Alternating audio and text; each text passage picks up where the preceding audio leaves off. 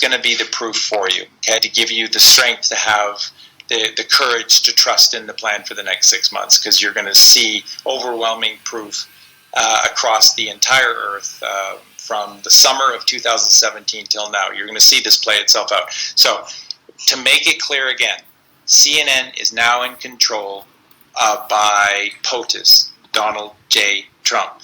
Boris Johnson and the British government is under control of POTUS and the NSA and the Q plan, the Q group. This is all being run by this group. Every single government on earth, all of them, have capitulated over to Trump. And that's why Trump made, from 2017 to early 2019. He hit the ground running. Yes, he did. And he took 6 months to clean the swamp in Washington.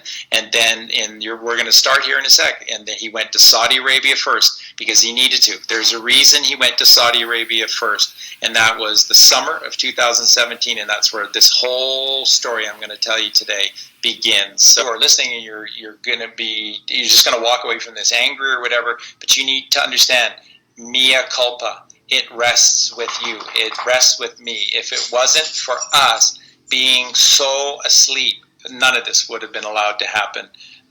We should have woken up to the milk cartons 30 years ago, 40 years ago, with all of these children going missing. If we live in the most advanced Western world in the history of the world, then what the heck are so many children going missing for, and why are so many kids on milk cartons? Yeah, the excuse of us being asleep just doesn't cut it when you see what's been taking place right under our nose. It just doesn't cut it. So I know some of you are going to be very angry with this. All I can say to you is that we are responsible. All of us are responsible for this, and this is, and you just also need to see this as an opportunity. The next 6 months are an opportunity. It's an opportunity for all of you to become the kind of hero that you've always wanted to be in your eyes.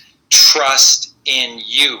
Trust in the plan that there are good people fighting against the sickest, most evil people in the creation of evil. Come on. There are good people out there. You get up and be part of this. They are our tribe. Absolutely. Let's support them. We're the digital warriors. Yeah. And be strong. And be strong for your kids, like so many of you already are. And be that hero. This is your chance. These 6 months is for you to write a new story in your life, and you to become the strong person you've always wanted to be, and the hero that you have always deserved to be. Be strong, not weak. Don't sit back and just go, oh, Trump's going to do everything. No. No more with Bojo playing this role. No more with Matt Hancock. Enough of this. It's your country. It's not theirs. Who are you afraid of? The police? Remember, they get paid by you. The army, they get paid by you. They took oaths to protect you, not their immediate superiors. So be strong. These 6 months are a gift, an opportunity for you. You may not be able to wrap your heads around that. It is what it is, but it is an opportunity. This is a gift, and we need to take this gift. Okay, so let's start first. Everything is about Donald Trump and the abbreviation that you get with Q called D-class or DECLAS. And DECLAS is code or an abbreviation for D-class, and D-class is short for declassify. So the main people behind all of this have been the NSA, because once the military was given access to all of this, cameras everywhere and spying technology everywhere. Access to your cell phone. And access to everything about you. As soon as that information became available, a group of people within the military said, this is our chance. There is a moment in time, and we must act upon this, because what they don't seem to get, and by that meaning the minions who are running things for whoever is hidden in the background, what these minions don't seem to get is that they're just as vulnerable as we are.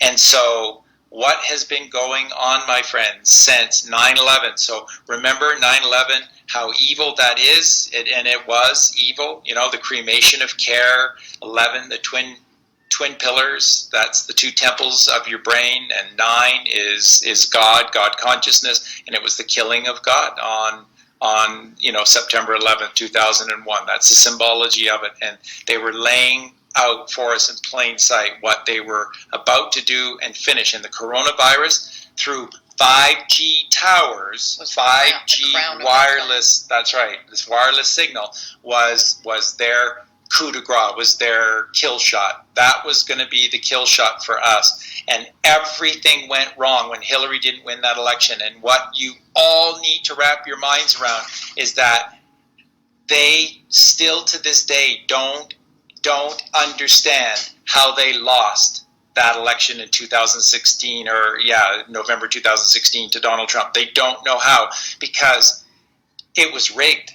It was rigged in their favor. The machines were rigged in all the key states, and that's why that Trump actually won in a landslide. If the machines, California, was key states, were all rigged for Clinton. That's why, as the night went on, she started to catch up a little bit. No, it was a runaway for Trump across the entire land, but they had it rigged for a massive Hillary victory. And if that had happened, we'd already be in these FEMA camps. We'd already be locked in our homes. Those of us that didn't comply to that would be in FEMA camps or in body bags. So this was it. This is the plan. So it all starts with the symbol declassify. This comes from the NSA. They have been spying on them, and they have it all. Nothing can stop this plan. Nothing can stop what's coming, because they have everything. And Julian Assange has been a big player in doing that. And eventually, when the truth comes out about Julian Assange, you'll go, oh, I should have noticed that. Yeah, I did. Oh, yeah, I should have picked up on that, but I didn't. So you'll see. I don't want to give too much away. But so number 1 is declassified from the NSA.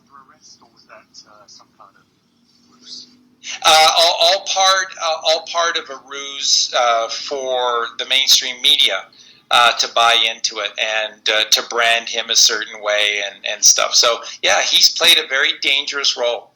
None of this has been safe and easy for Julian Assange. It hasn't. He's been at risk. He's put himself at risk, but then that whole family has. That whole family has. And there's much more to this family that we're talking about that is yet to come. You don't know all of it yet. You don't know who's coming out next, because there's going to be another person in this family that's going to be able to shine in the coming months, because this is all about technology at the end of the day. So we'll get to that later. Now, number 1. So all of this plan, they took all of this information. Trump, by the way, folks, didn't do anything, although Attorney General Barr was placed well in advance to be kind of like a fly on the wall for the CIA. They realized a long time ago from the Kennedys that the CIA was too far gone and too dangerous to try and take down, and too many tentacles out there. So they haven't even tried to take down the CIA. They have just cut them off. The CIA is what it always has been. It's just in plain sight now. They are a rogue agency. They always have been a rogue agency. They exist for the 13 families. That's all they exist for. That's all they answer to. So, but AG Barr was put there as in a special position as a fly on the wall, and he's gleaned a lot of information that has been valuable in helping them understand the CIA's role in all of this and what they were likely to do when this all came down. Okay, so remember that. So declass is everything, because the NSA has everything. Okay, so Trump is armed with everything. By June of 2017, so this is only 6 months in office, and little underneath that, and Trump has, for the most part, cleaned most of the swamp, restructured the DOJ and the FBI, which is most important and some other key offices closer to home, closer to the president, were all cleaned up, and the proper people that they had waiting in the wings were put there. Okay? So in the summer of 2017, it began. Where did Trump go first? He went to Saudi Arabia. And there he went and paid a visit to Crown Prince. Now, Al-Walid was the Crown Prince at that time. Now, he got right into the whole adrenochrome thing and the harvesting of children, and Saudi Arabia began to put in massive tunnel networks underneath the ground. This is all because this Al-Walid got sucked in by the cabal, the 13 families, as a huge player, one of the three main arms of their weaponry. So he was exalted with enormous power amongst the minions. Al-Walid became one of the key minions by going really evil. And there are a lot of Saudis that didn't like this. They knew what was going on, and they didn't like it. You can say whatever you want about some of their other beliefs and stuff, but there's a lot of people that draw lines with children. And so that's what he did, and this is why he needed to be taken down. And there are articles everywhere. You do your own research. The CBS News even did an article, and we're talking about weeks after Trump came and on his visit in July of 2017 to Saudi Arabia. After Trump left, that's when the arrests happened, and Al-Walid was arrested, taken down, and in his place was bin Salman. And bin Salman is somebody who was not okay with what Al-Walid was doing.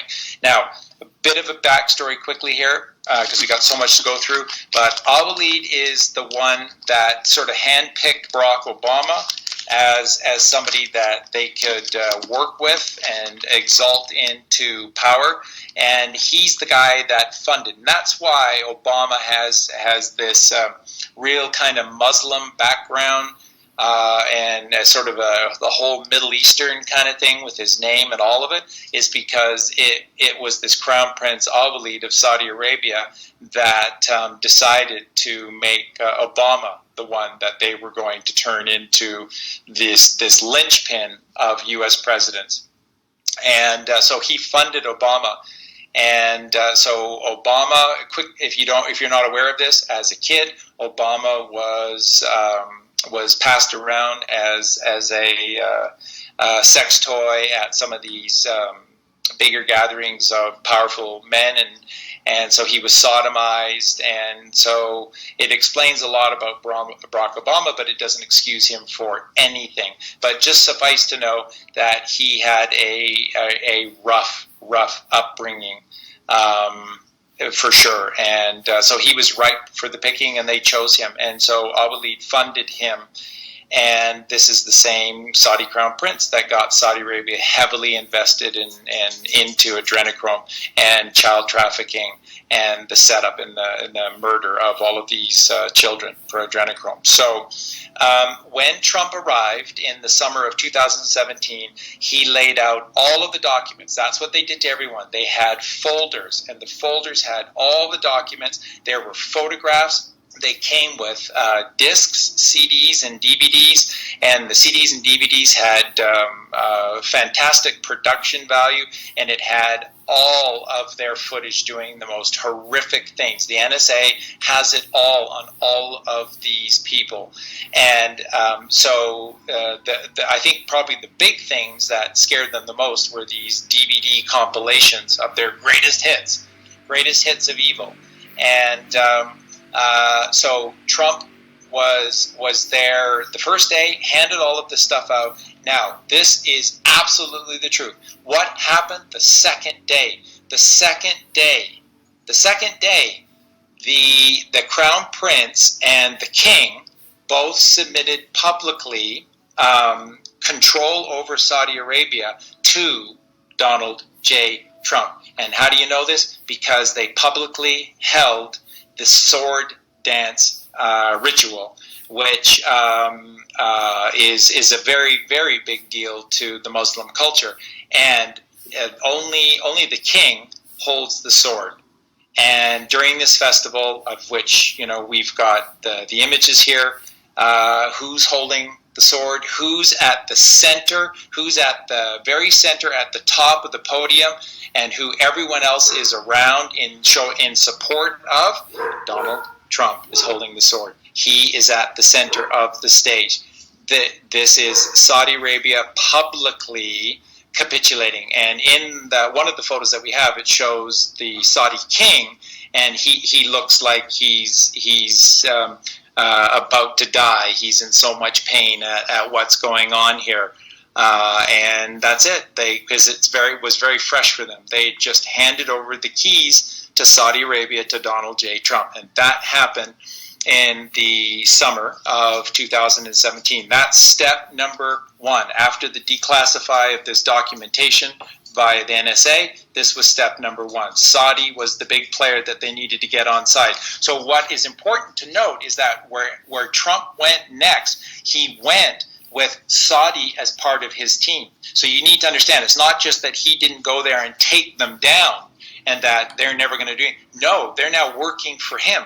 They're earning credits towards their own saved salvation and their own not being as harshly punished as they could have been, and all the rest of this. We'll see how that all plays out. But they're part of this team. They're part of the Q plan now. You need to wrap your heads around this. And the new crown prince that replaced Awali was bin Salman, and bin Salman really stepped up and became a key player and did a lot of things to help Donald Trump, and we're going to get to that. So that was step number one. Step number two, then the days that followed, Trump left Saudi Arabia and went immediately to Israel.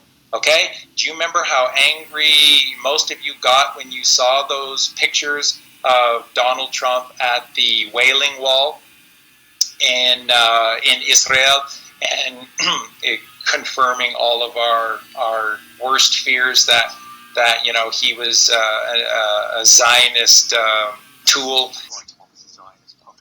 Right, and folks, let me burst your bubbles here a little bit.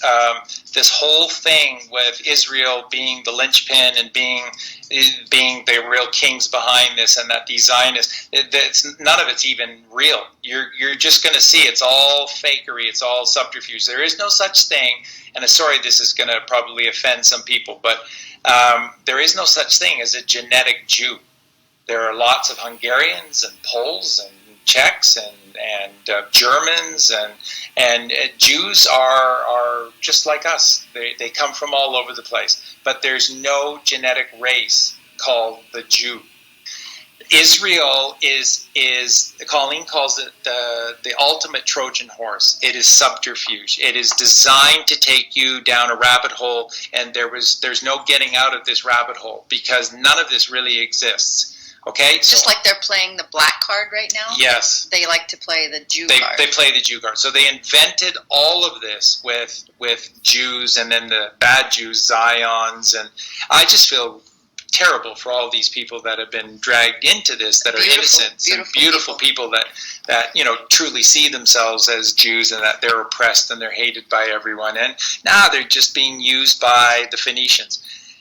He's not a puppet for the Zionists. There are no Zionists. Remember, folks, there's just the Phoenicians. There's just those 13 families, and they're very smart, and they're very good. And they created this ultimate Trojan horse subterfuge of the Jew being a literal creation, just like, you're going to hate this, but Jesus Christ being an actual Swiss-looking white dude in the Holy Land 2,000 years ago. That didn't happen. They're just lies everywhere. So Trump went to Israel, and he sat down with everybody in front of the camera and behind the cameras, the people that are really in power, and he laid it all out on these minions. I'm talking to you, he said, not who you try to present yourself to be to everybody else, but I'm talking to you, minion.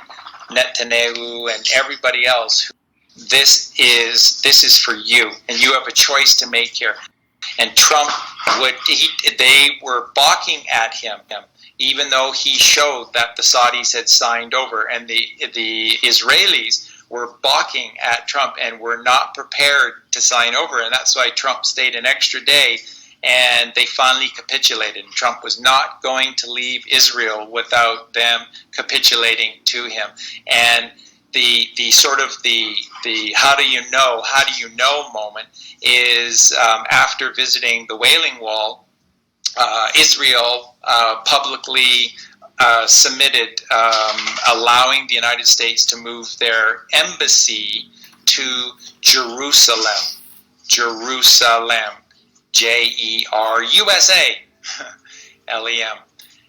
to move the embassy to Jerusalem with the Americans' military protection. So this is symbolic. It is a symbolic act to show who has the power, even in the Holy Land, with the Jews and with these Zionists who are in charge of the sacred truth about the Jewish heritage and tradition.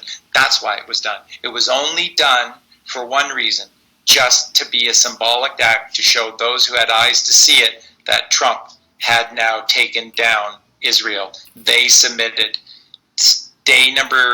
Step number 2 of the journey completed. Saudi Arabia, Israel on board. So where would he go next? Who are the 3 big players? Saudi, Israel, and then the Vatican. So days later, he shows up at the Vatican, and he presents to Pope Francis a massive, apparently the folder was absolutely huge, and handed it over to them and said, yeah, take your time, have a look-see, and put your red shoes on.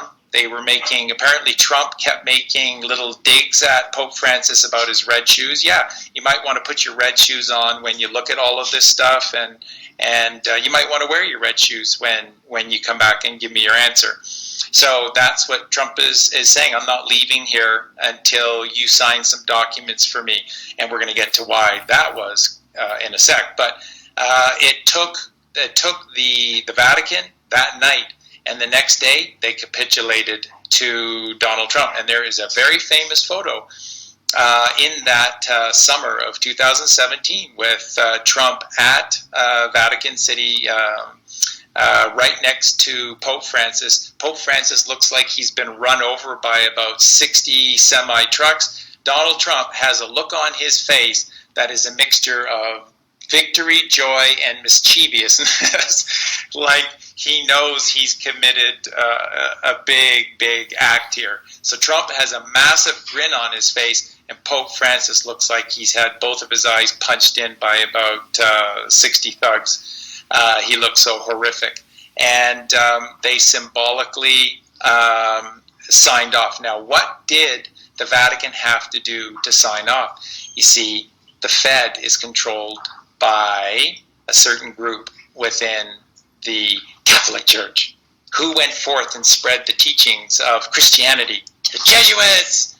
Because they're holy men. No. The Jesuits are the real mafia, my friends. Every little group of mafia in every single town around or across this vast earth, every little mafia pays homage to this particular group in the Catholic Church. They are in charge. They are the true mafia, and they were in control of the Fed. So Trump did not leave until Pope Francis issued a papal bull announcing that by a certain date, the Vatican Bank, which was in charge of was the head executor, the exchequer of all of the earth-wide Federal Reserve banking systems in each country, would be handed over to one Donald J. Trump. Donald J. Trump is not, Mark, just the executor, the exchequer of the U.S. Treasury and therefore the Fed within the United States. He is the exchequer for Earth. He is the exchequer for the treasuries for every single country on earth. That's what I told you earlier. No human being in history has ever been more powerful, owned more things, or richer than Donald Trump. John, Yeah. Let me ask you where this leaves the Rothschilds, because Brilliant question.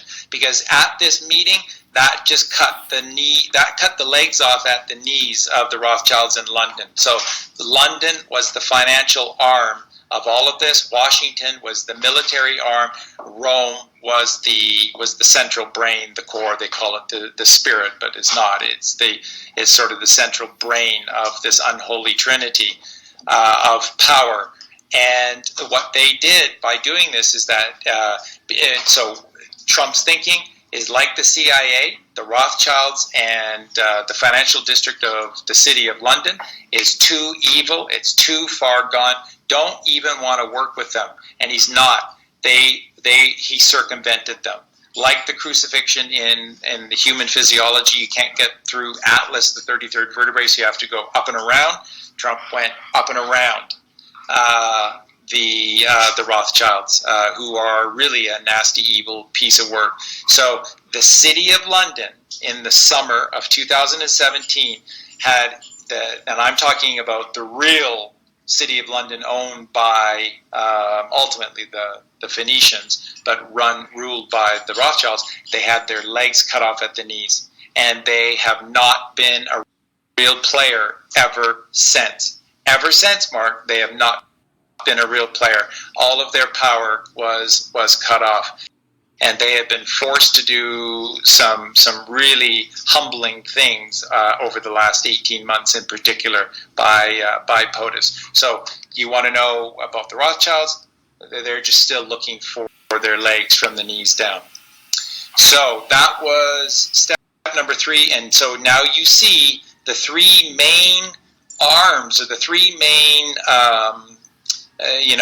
geometrical pillars of the pyramid, this evil, unholy pyramid, have now all been controlled. Saudi Arabia, Israel, and the Vatican and that's where his first 3 stops. Now, when Trump left Rome, he flew directly to Brussels, and you all know the 2 big players that are in Brussels. You have this European Parliamentary for the EU, and then you also have NATO that just happens to be in Brussels as well. And Trump called the meeting. They were all there, all of the political heads, along with their finance ministers. And then all of the behind-the-scenes individual players were all there for this.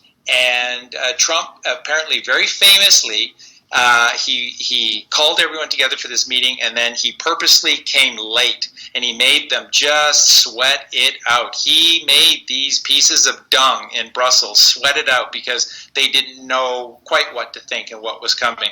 So Trump makes them wait. He walks in late. He throws this big folder on the table, and he said, "We have it all. We have it all. What's your answer?" That's what he did. And he played just incredible hardball with the EU and NATO. And in short order, those little rats, those little cowards, they all capitulated in very, very short order.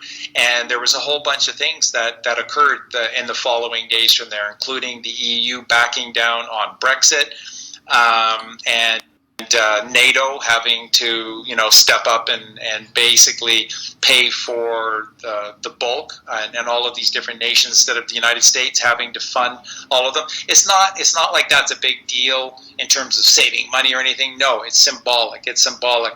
You're going to pay for NATO from now on. We're not, because I'm in charge. I'm the boss, says Donald Trump, and you do what I tell you to do. So when the photo op came for this famous meeting in Brussels, Trump again came late.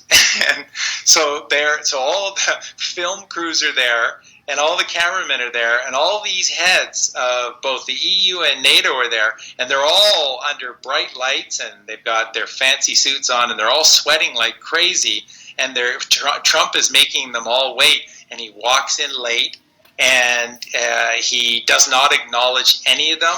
and he's kind of whistling when he comes in and stuff like this, and then he just shows to everyone who was there that he was in charge of the meeting. He disseminated the information to the press. He said what was going down. He showed them. He came in late, and then he left, and he owns the EU and NATO. And that's it, folks. That's why they've done everything they've done ever since. Now, in October of 2017, there was an attempt on the life of the new Saudi crown prince, this bin Salman, who replaced Al-Walid, and was helping Trump. We're going to get to how much he was helping Trump in just a sec here, and that this little operation that was set for him in Las Vegas was taken down at the last second, and he was protected. And and from then those Al-Walid so there's conflicting reports whether he's still in custody or he's been exterminated now for this little indiscretion from behind the scenes. But yeah, so they had a plan to do that. Now, what happened at this Las Vegas battle was when bin Salman was saved by the U.S. military through the intel received by the NSA, and then given to bin Salman by Trump.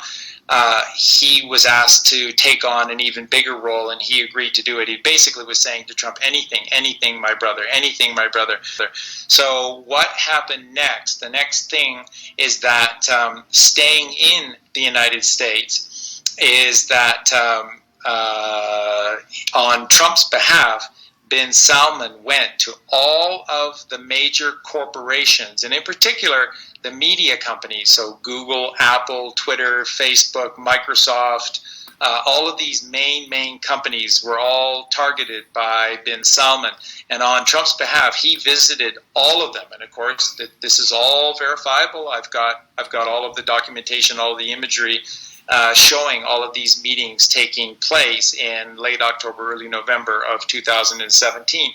And this is bin Salman essentially helping Trump to do all of this work for him.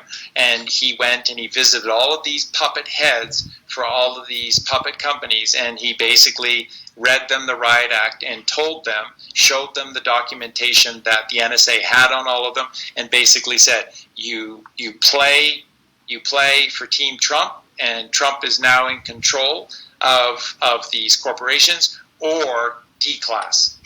All of this information will be declassified one by one, and each one of you will be offered up to the masses as a child murderer.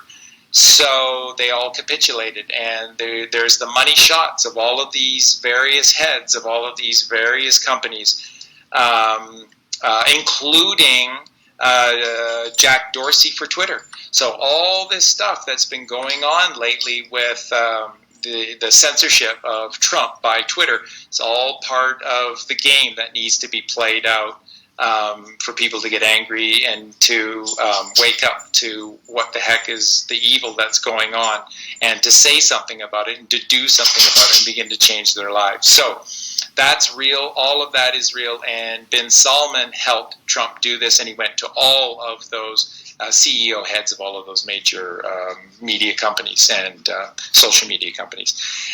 From there, then, as everyone knows, in middle and late November of 2017, Trump took his Asian tour, and again, it's the same thing. He went to Japan first and did the same thing. The Japanese capitulated without much fight at all, and the symbolic gesture was that at this sumo wrestling championship event that was taking place, they had Trump come on stage, and Trump was the one. This is supposed to be left for only the highest figure of the land to present this trophy to the champion sumo wrestler. And Trump did it. Trump had this enormous trophy in the center of this ring, and it is the symbolization of Japanese submission to Trump, the NSA, and the Q plan, and capitulating control over to Trump. From there, now a lot of this has come out, and a lot of the QAnons did great work in figuring this out. But all of this stuff with North Korea started when Trump left Japan and flew directly to South Korea. And this first meeting was ostensibly to see if they could talk peace with North Korea. But no, what it was is to get all of these Asian governments to capitulate their control over to Trump via the documents that they had. Because remember, one of the biggest arms of procuring children for adrenochrome has always been Asia and Southeast Asia.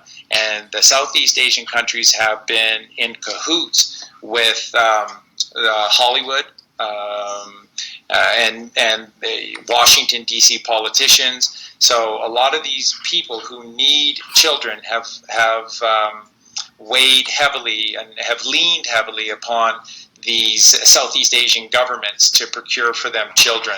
They demand it from them, and they've done it for years. So Trump showed up showing all of the documentation that they had, showing that they were all complicit and that these were all capital punishment criminal acts. So they all capitulated. And in secret, with that first meeting that Trump had to South Korea, in secret, Trump went to the North Korean border and he met with Kim and began the process of peace talks with the North Koreans. And then Trump, in subterfuge, in complete silence, completed those things on his own. And then, of course, as a huge surprise to the mainstream media, announced his treaty with Kim and the North Koreans. So all of this was done because all Trump had to do was to show him the power that he had.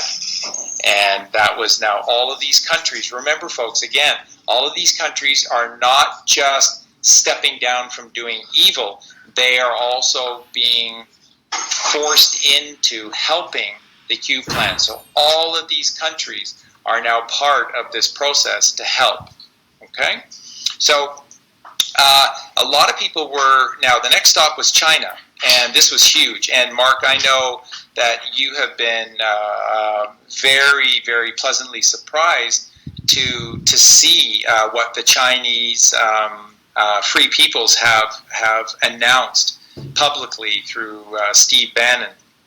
Completely forgot to mention that China has kicked out the communist devil-worshipping Satanists, and It's not that big of a deal. It's just yeah, and it's not like there's a lot of people in China or anything, right? I mean, maybe 1 million, I think. I don't know. I don't think there's that many.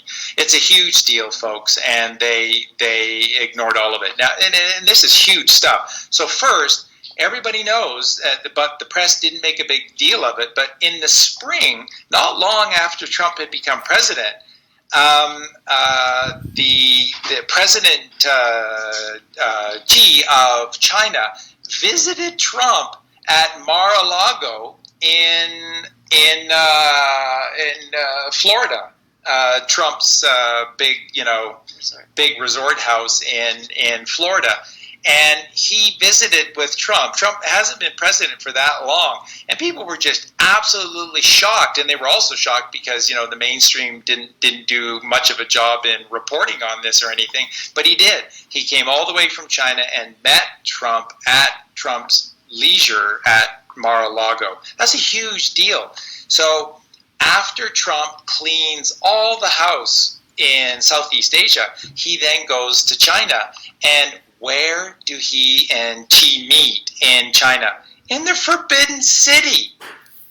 This is huge. It's called the Forbidden City for a reason, because it is a very private, spiritual, secretive place to Chinese heritage, Chinese culture.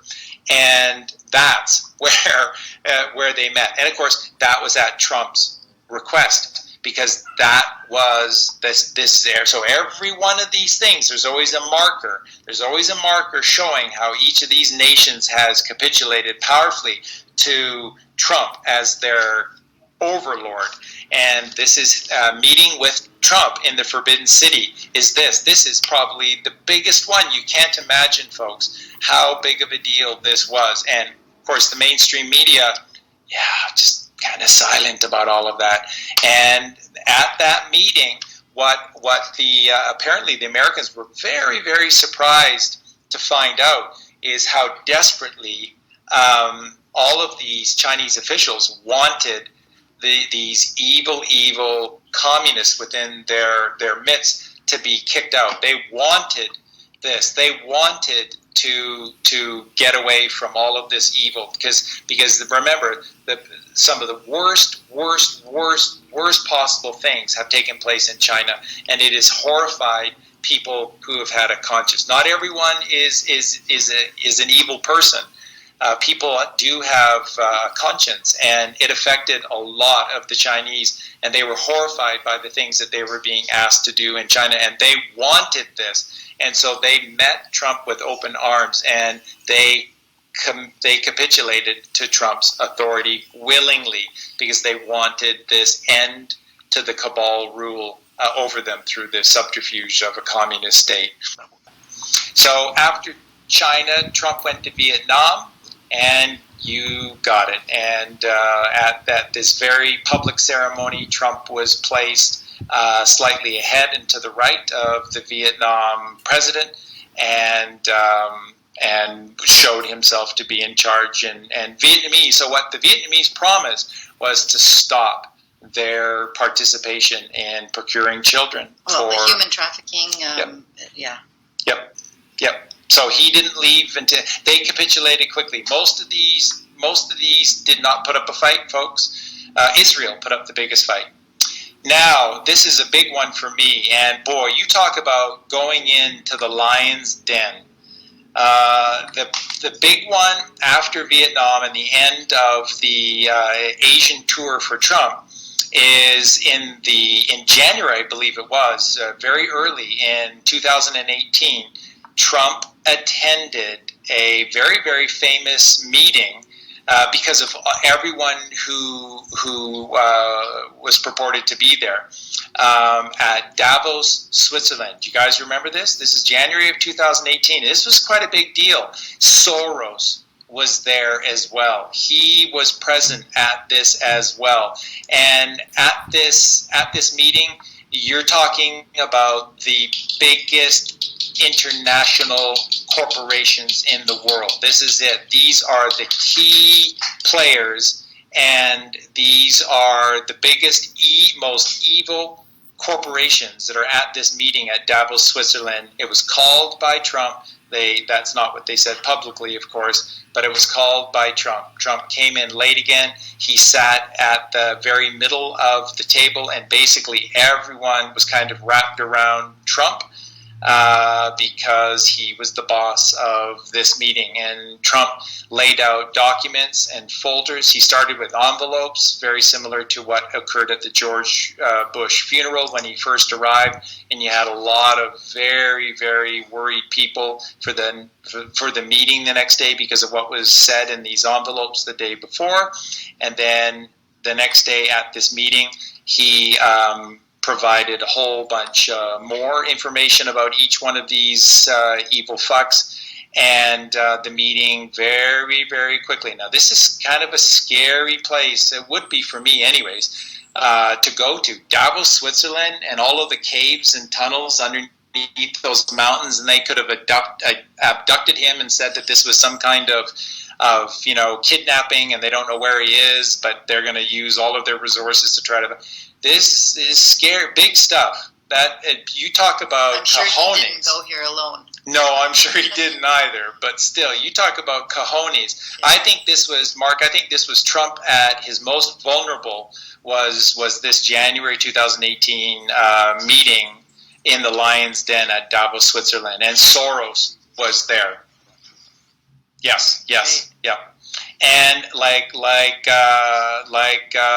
scared little rodents, they capitulated quite quickly. I think Trump played it really well with those envelopes the first night, and then made them sweat it overnight, and then the folders the next day, and they capitulated, and Trump did not leave without them. And remember, again, folks, this is not just saying to Nestle that you're not going to poison the water anymore.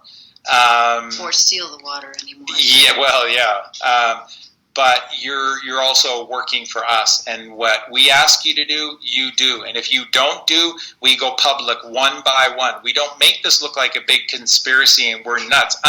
You're a lone nut. You're a kook. You're a sick child abuser, and we're going to pick on you individually. That's what Trump said to each of them. We're not going to make this a conspiracy that'll help you.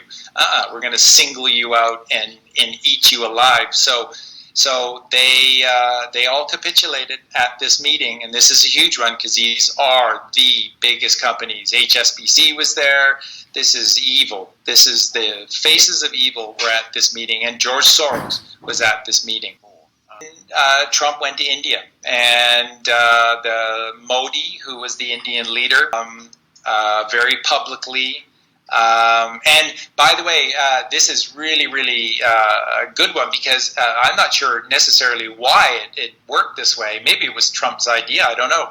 But from Modi, the Indian leader, onwards, you see all of these international presidents and prime ministers all coming to these public meetings now with their arms wrapped about and their hands all wrapped about, like they're symbolizing that their hands are in cuffs. That their hands are tied. Their hands are literally tied. So the first one to do this was Modi. And at this, and it was such a weird thing. People were kind of looking at him and going, "It's kind of odd. Like, why does he keep doing this?" And he was trying to draw attention to the fact that he was clasping his wrists because he had cuffs on them. So don't blame me. Don't get angry at me. I'm sorry. My hands are tied, is what he was saying. So he took India and made India work for him. The Central Americas, starting with Mexico, AMLO, the corrupt, oh no, he's a good guy. No, he's a kindly old man. And AMLO, he cares about the Mexican people. He's going to change. He's evil. But anyways, he was quite resistant, and Trump actually made comments to that about how inhospitable Mexico was to him, and people were just like thinking, well, yeah, because you were all doing all that wall stuff and stuff. No. It was about... Or you're racist and you don't like Mexicans. That's right. No. It was Trump's about not racist. AMLO didn't want to give up eating children and give up his power to Trump, kind of liked his little gig. But they did. He went to, from Mexico City, he went to all of the Central American countries, and they all signed over. And then in all of these meetings, all of these various leaders, AMLO included, all were doing these clapping their hands together and their wrists together like they were being bound and forced into doing this. And I won't even get into it, but there's kind of a reason with these Spanish types. But anyways, we move forward. We get to Brazil, and the new Brazilian president, or I guess he's a president in Brazil. He thinks he's got the best job in the world because he's far away from all the bright lights of the mainstream news, and he can just rape and go to the bank in Brazil. No, Trump pays him a visit and tells him he's working for Trump or else. And so they have this very public meeting where, once again, Bolsonaro, he clamped his hands together and his wrists together, showing that he was forced into doing this, and he submitted over to Trump as well. And then after Trump leaves, guess what? One of the first acts that Bolsonaro did as the president, this is very key everywhere, by the way, folks, is all of these then key arrests after Trump left these countries of key pedophilia cover companies and individuals. And so Oprah's best friend in the world, that beautiful spiritual man, John of God, who is running one of the largest child trafficking and adrenochrome production facilities in the world, just an absolute monster, Oprah's best pal. He was arrested shortly after Trump left by Bolsonaro, the president of Brazil, and they took dear, sweet man of God, literal Christian, Jesus, who maybe looked more Latin than Swiss, but anyways, and he was arrested, and the rest is history there. So then he went to Argentina, and Argentina has long been kind of a safe haven because it's as far as people can get away. Obama, the Obamas, Mike and his little bitch Barack, they used to go there quite a bit because they were planning their safe escape, their retreat. If certain things should come out, they spent a lot of time in Argentina as well, as did a lot of people. It was kind of like their hideaway place. Trump went there, and this Argentinian president, who is such a corrupt person, is just brutal. Trump was so disrespectful to this guy. Well, they had the G7 in Argentina. Right? Yeah, that's right. They had I think that's right. So therefore that meant they had to have the global banksters there as well and stuff. So there's actually quite a lot of people that were there as well. And but Trump's behavior to this Argentine president was just brutal. Just treating him like the scum of the earth that he is, and of course he capitulated. Yeah, the big thing with this Argentinian president is that Trump just up and walked off the stage after, I guess Trump had spent, I guess he felt long enough. I was at 5 or 10 minutes for a couple of questions and some photo op, and he just up and left and didn't say a word to anyone, including that Argentine president. And again, it's a power move, and basically just saying, you're scum of the earth. We know who you are. You're scum of the earth. Just obey what we tell you or else.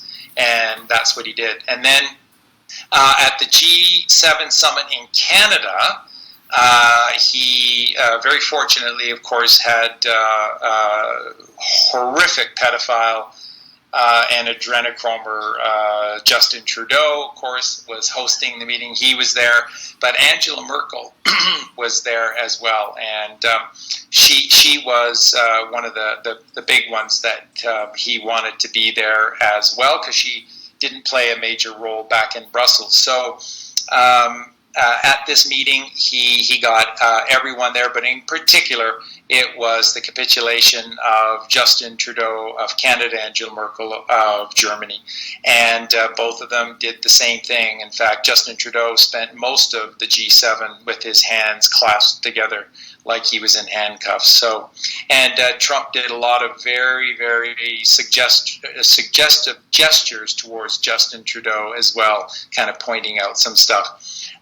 One of the ones that Trump is kind of cute, that treated the absolute worst with the most disrespect, he just treated him like a little child, was Macron, the French president, and of course he is just so known for being just an absolute Rothschild stooge and a horrible adrenochromer.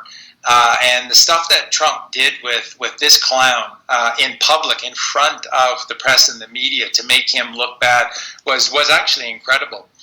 So he got Macron to capitulate as well. Now, Theresa May in your country resigned to allow Bojo to take over as a Trump supporter. And she exited. And do you remember Theresa May? Remember, Mark? She was crying and crying and crying, and she couldn't control herself. Do you remember any of that?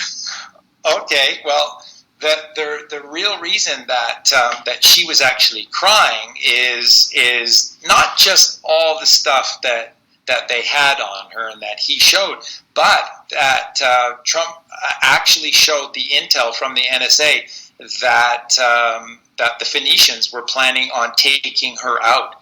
She was actually set for an assassination, and Trump apparently showed her all the intel, all the detailing on where and when she was going to be hit and how. And I guess it just... So he basically saved her life. He did save her life. And to get Boris Johnson in, somebody who was going to be strong. And you think about that, Boris Johnson... Or did they have a plan to put somebody else in? Yeah, for many... that's right. They must have had somebody else that they wanted in. And so Boris Johnson is a strong character. Now, he does appear to be strongly evil, but again, if he's playing this role, then he is a very strong character. Yeah, and I would agree. I would agree too. It was he sure had me fooled as well. Yeah, I really thought that he was just another one of these. But I guess the real trigger was that speech at the UN. You know, half the speech was sort of good old Boris and, you know, vaccinations. But the first half of that speech at the UN that he did, that was beginning of April, end of March, that speech that he did at the UN in New York. When at the UN, there was almost no one in attendance because they had all fled, because they're all... Looked like he was by himself. They're all child traffickers. They had all fled into hiding. But that first half of that speech is Boris Johnson kind of telling you that there's a control mechanism in place and that an evil cabal is ruling things. But you know what? Get your shots. he finished his speech with, you know, that the COVID is real and that these vaccinations are very good for you and important. So. Yes, and I don't think anyone should after hearing this, I don't think anyone should turn and make Boris Johnson a good friend of theirs or anything like that. No, remove this fake, illegal, evil government from power. Don't wait for the November 2020 election to do it. You make your own change. This is your country. And I think Boris Johnson should be taken down. He's just has been a horrific prime minister, surrounded by horrific people. But so yeah, I just want to give you that stuff on Theresa May and her just crying like a baby as she stepped down and stepped away from it all. They didn't even like her in the end. They didn't like her. Nobody likes me. That's right. And then, of course, very famously, his little trip to Buckingham Palace and the royals.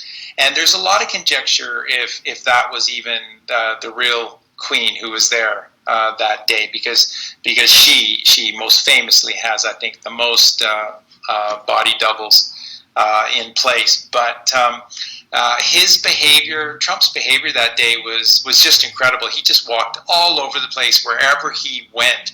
And that Camilla Parker, she really hated it. There are lots of photos of her just incensed by Trump's apparent lack of protocol, right? And Trump was just walking all over the place. And one of the great shots that exist is that Trump walked right up to Prince Charles, which I think is a good indicator that wasn't Charles who was there, because that's, I think, what Trump is pointing out. Trump stepped ahead of Prince Charles and started to walk away at a pace that Charles couldn't keep up. And he walked right over to Charles' private guard and just began shooting the breeze with them and having a good conversation. You can imagine the kind of questions or the kind of statements he was making to these guys that had to observe what the royals were up to, hey? So, yeah, and then the coup de grace shot was that Trump managed to get himself and have a photo op in Winston Churchill's very famous leather-bound chair. And Trump has the shot where he kind of famously replicates a famous image of Winston Churchill, just sort of exerting. He's looking like a boss. Yep, looking like the boss. Exactly, looking like he did on The Apprentice as the boss, and firing people left, right, and center. You're fired. And I think that's the significance of that shot. And again, when we do the video package for this, which eventually, of course, if you want to put that version on your site too, you'll be able to do that as well. That'll be awesome. So, and then from there, he went to Russia, and boy, was this ever a big one. Hey, if everyone remembers that. Actually, no. He met Putin in Norway. That's right. They actually did it in Norway, and so at this meeting between the two of them,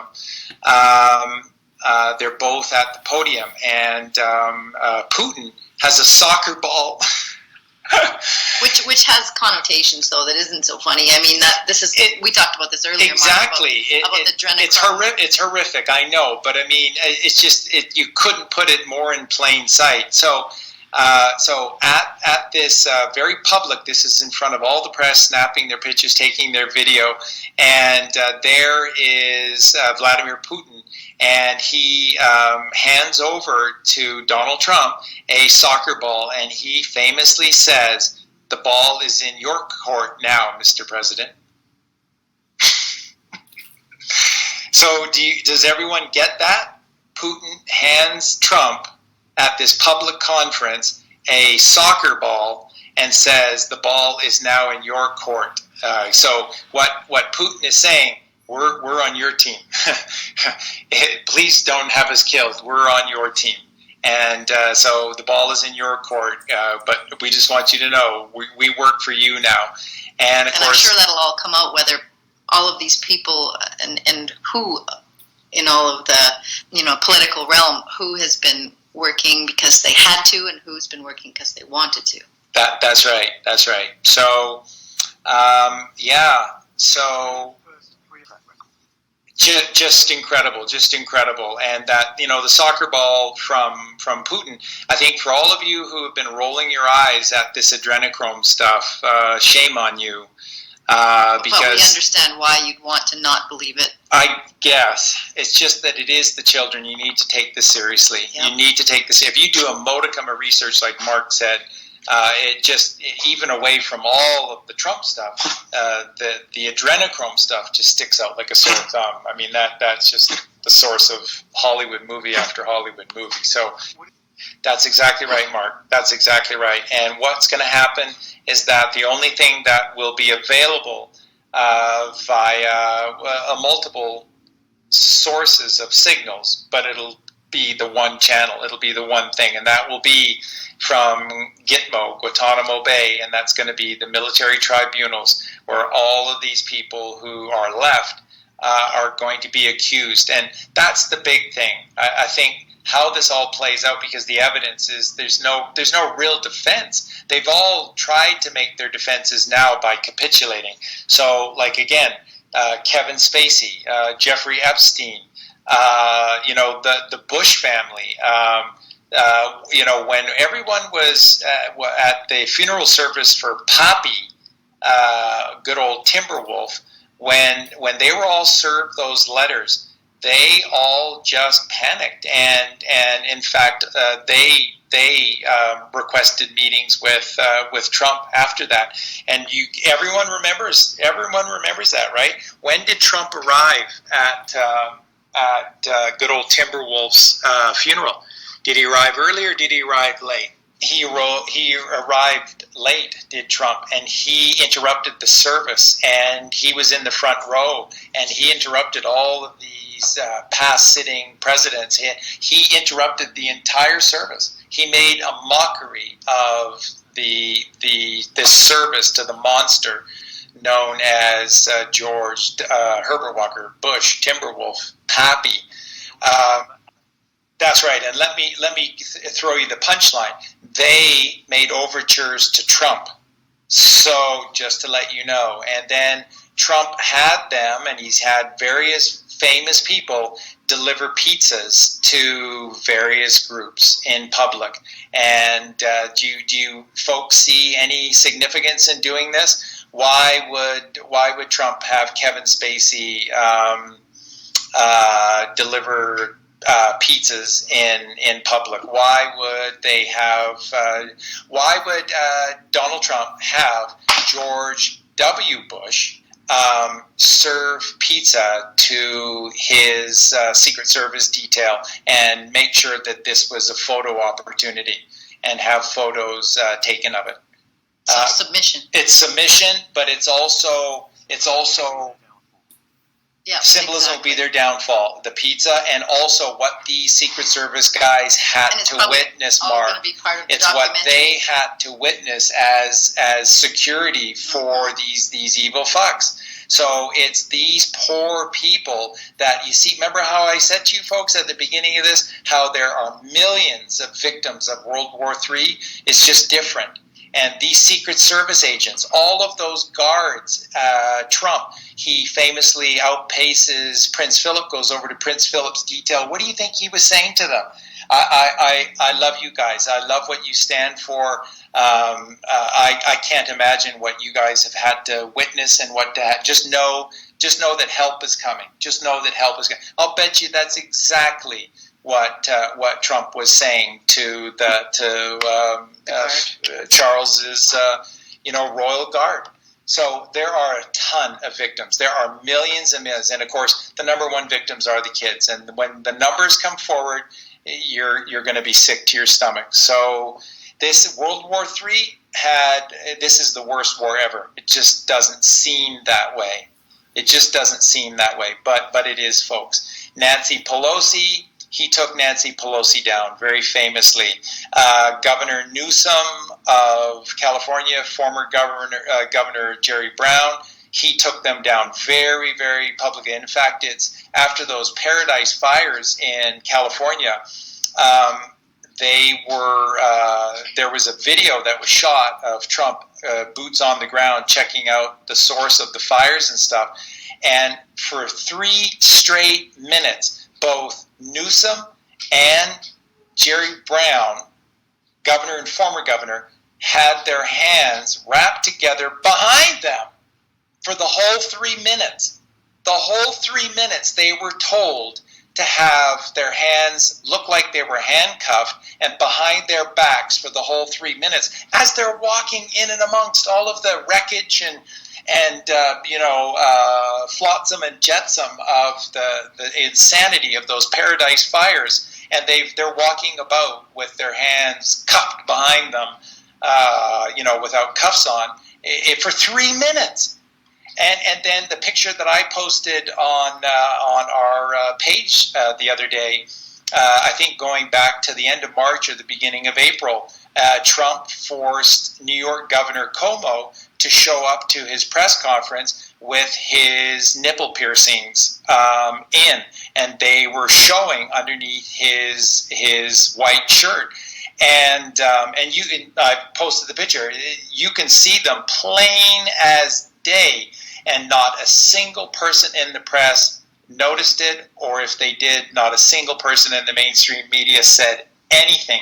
And in one shot, Cuomo was forced to pull back his jacket and unveil, for some bizarre reason, the whole front of his chest, and still nobody got it, or nobody asked him a question about, hey, Governor, why are you wearing nipple piercings? And they appear to be huge nipple piercings. And just so you know, folks, it would be the bar. It's the bar. And so just so you know, folks, the backstory to this is that the footage that Trump had on Cuomo at a spirit cooking events, and Abramovich was there was child murder, torture going on, and at this party, all duded up in different paint and ceremonial costume and stuff, was Governor Cuomo with these big nipple rings. And so you can see how Trump can be pretty tough here, folks. he said, yeah, and what I'd like to see you is show up at your next press conference with, you're pretty proud of those nipple rings when you're killing kids. How about you wear those nipple rings to your next presser? And he did what he was told. He did what he was told, and you can see it. Yes, but not to the same extent, because Soros has been removed. Now, I'm not saying that I know that Soros has been murdered or not, because the Soros trial publicly would be exactly what they want. Just like Oprah. People are calling for, well, if they kill Tom Hanks, please kill Oprah. No, they don't want to do these things. They want these people to have their first of two judgment days. There's going to be the big judgment day, the only one that really matters. But there is also going to be a judgment day here on Earth where we all get to tune in if we want. And they want this for Soros. So it's my belief that Soros has been removed, but I think he's still alive. They want these key people for these trials. They really do. That the ones that they have killed, they have had to do so. And remember, I'm going to just make this very clear. It's when one child's life is at risk, they've made the decision to execute. So the ones that have been executed are the ones that have posed the greatest threats to children. And that's why Tom Hanks has been taken out. And we're told Rita Wilson as well. I have no idea whether that's true or not, but she might as well be. Do you see those pictures of Rita Wilson in her last days, or the last photos that exist of her? Yike. Missing your adrenochrome much? Yike. It is, and also most people didn't get the symbolism of the glass of water tilted up on the side of the plate, but the water was level. So people are going, see, it's a mistake, it's an error, it's all Photoshop, this isn't real and stuff. No, he's on, this is Australia, and he's been taken into custody by the U.S. Marines. And the Marines are the ones that have been going ship to shore all around the world. The Marines have been doing all of the international arrests. And so he was on, I guarantee it, he was on a U.S. Naval ship that was populated by the Marines. And he knew that he was going to be, for me, I take all of that he was going to be executed that day. That was his last. That's his last message and stuff. Other than, of course, hosting Saturday Night Live from hell, I guess. But so yeah, that's right. I took another image and then highlighted so that people could see it a little bit better. Kind of outlined it and highlighted the hangman image. Also, by the way, folks, you can see it with the toast. Not many people have got that itself. But again, to hang a person, you have to have a column that is very sturdy. But then the person that's hanging has to be away from that post, or they can wrap their legs around it to try to suspend themselves. So they go out and to the right, correct? That's what the hangman's pole looks like.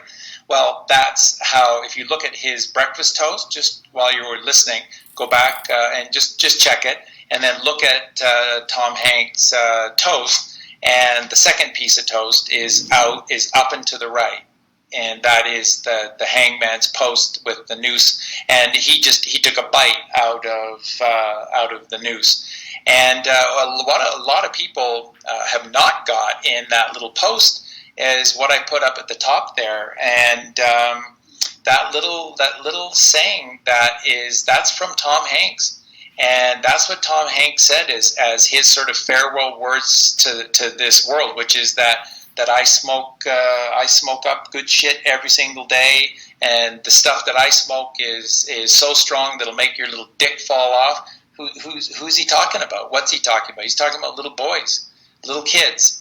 And then he says, and I make no apologies. He said, I'm going to go out on fire as I lived my life on fire. I lived it my way. That's Tom Hanks being a devil to the absolute end. So if you're wondering why he was taken out, because they could not guarantee the safety of children with that man alive. So how sick and evil is Tom Hanks?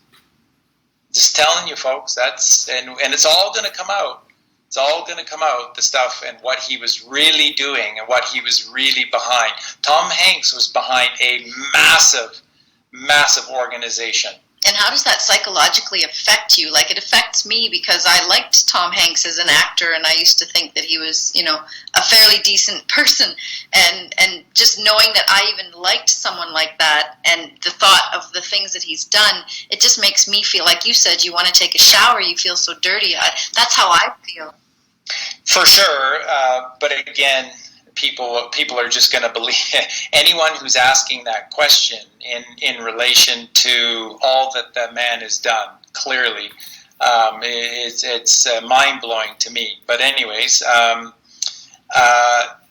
Trump is going to walk away from all of this. He's not going to continue on with this much longer. This has taken an incredible toll on him. He's done it at his age because Trump is a very remarkable individual. He really is, and he has a strong will of life. There's a lot of things about Donald Trump that people don't know, and about his maturity and wisdom, and about the spiritual side of Donald Trump as well. And I also really want to point out to everyone through, like, here's the thing: if you really understood, if you understood your numerology and symbology, you'd absolutely know that. So the biggest reason how we know and are absolutely sure about so many things is because of all of the numerology and symbology that has always been used by the Q team, by Q John F. Kennedy Jr., by Donald J. Trump. The symbology there's never been a mistake. There's never been a situation where they've used the wrong symbology. It's always beautiful. Trump is trying to, and the Q movement are trying to really create leaders. We are to all become leaders, and that's why they will give it back to the people. But before that, we need to find out who we really are and what's really been going on. And I would suggest that that's what the Great Awakening is, and that's what all this is about, and that's why we're doing what we do, and that's why you do what you do, Mark. We're not trying to create followers. This isn't about creating money for ourselves. I mean, those are all bonuses that we can get, resources out of it, but it's about creating a mindset for people to go and discover their own truths. There's a truth out there that we need to discover. It's been hidden from us, and when we realize all of that, we will be the people that we need to be, and we can then run our own communities, our own world. We don't need those politicians. We don't need those authorities. We'll not let ourselves get into this predicament again where we give our power away. And so what do we have to prove that Trump is going to do this? Well, I think we've laid out a lot of who Trump is and what he's about. And we have to have faith at some point, and we have to grow up, and we have to become responsible for our own lives, and we have to become responsible for our families and our own actions. And so when that happens, we will be the regenerated person that can do all of those wonderful things and share in this incredible world that they're saying, we've taken the evil, now what are you going to do? It would be, but I know it's not. Yeah, and again, that's not just a hope statement. If you know your symbology, if you know your numerology, you know all of this is real, and they're just constantly coding.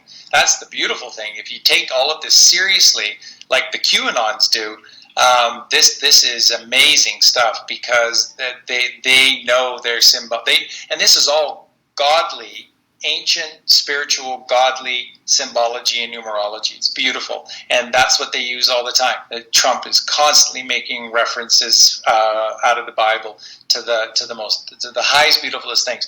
And when Trump talks about religion or his spiritual nature, or when John F. Kennedy Jr. does, they're always God. It's God, God, God, God, God, God. When you listen to a literalist Christian, it's Jesus is God. Jesus is my Lord. Jesus is Jesus Christ is my savior, and don't tell me anything else, or I'll, Right, so the I'll ultimate firebomb power is God, and why would we not go straight to God? And that's part of the ruse of religion, is they've become the intermediaries between you and God. By and they creating, that's right, by taking the chrism oil and personifying it into a fleshy, three-dimensional, almost Swiss-looking,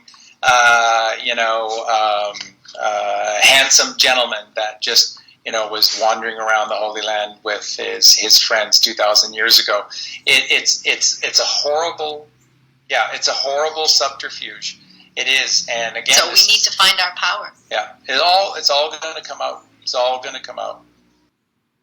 And now that this is the other thing that gives me hope that they'll continue. What we're talking about, of course, is the resurrection of George from the pages of George magazine, who will make a timely reappearance with a full moon over Mount Rushmore.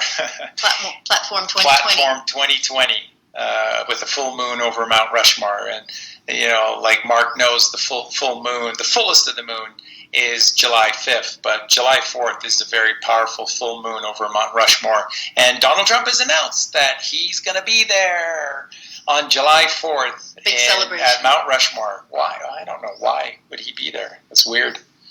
And it just happens to be on a magazine cover from February of 1997 for a magazine owned by his best friend in the world, which was John F. Kennedy Jr.